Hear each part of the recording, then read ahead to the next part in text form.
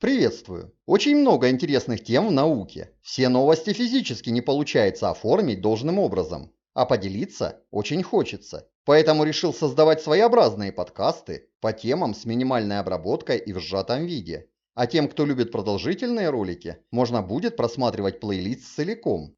Сложная генетика и запутанная история кочевых народов евразийских степей.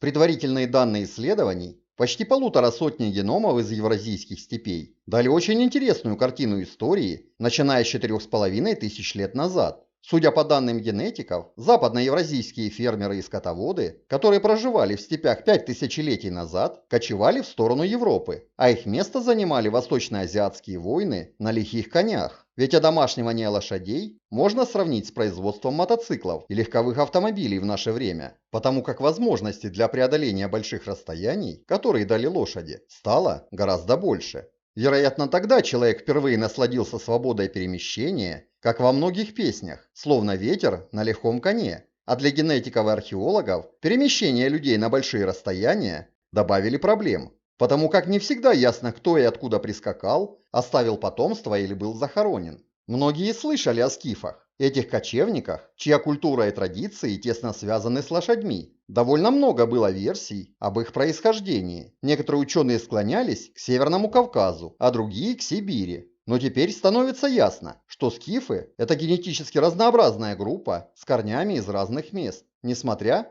на однородность культуры. И все версии оказались правильными. Скифы – это скорее образ мышления и традиции в составе групп воинствующих племен. Они господствовали в евразийских степях в течение всего Железного века. Состояли они в основном из охотников-собирателей Южной Сибири, пастухов позднего Бронзового века и европейских фермеров, вероятно уставших от скучной жизни. Хоть в этой работе ученые упоминают, что позже в Средневековье скифы примкнули к хунну и двинулись на запад, неся с собой чуму, которая переросла в чуму Юстиниана, названную именем византийского императора. Но скорее они имели в виду более сложные процессы, потому как скифы были завоеваны родственными племенами сарматов, пришедших из-за Дона, которые отбросили скифов за Дунай, а часть осела в Крыму.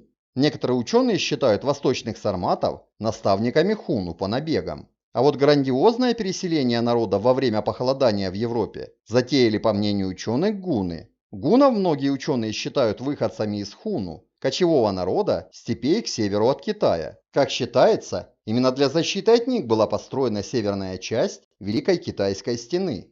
А другие исследователи считают гуннов прототюрками, хотя, как показывают генетики, принадлежность к той или иной группе в те времена была, вероятнее всего, делом добровольным, потому как кочевые народы смешивались между собой на протяжении всего Средневековья и более ранних периодов, но в меньших масштабах. В целом, по результатам анализов ДНК, все эти исторические события привели к почти полной замене носителей индоевропейских языков на территории евразийских степей на носителей тюркских языков из Центральной Азии.